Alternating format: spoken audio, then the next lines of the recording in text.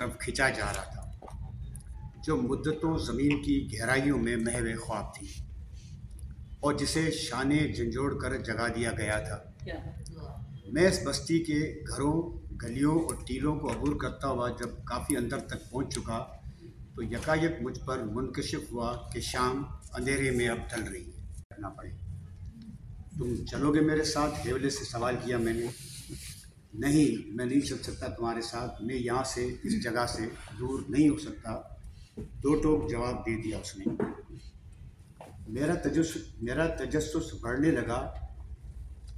اور کیوں آخر تم یہاں سے ہٹ نہیں سکتے؟ میں نے اسے سوال کر ہی لیا۔ اس کو کسی ایک پہلو کو متعین نہیں کیا جا سکتا اس میں۔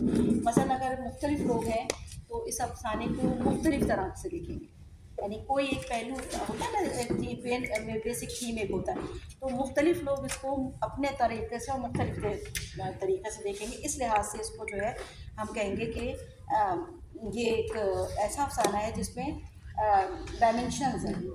یہ ایک روحانی محبت کی کہانی ہے تھیم وائز، تو روحانی محبت کہیں بھی ہو سکتی ہے۔ اچھا، ظاہر ہے وہ دنیا کا حصہ ہے، لیکن اس کے لیے موئنجداڑو ہی کیوں اس محبت کے لیے؟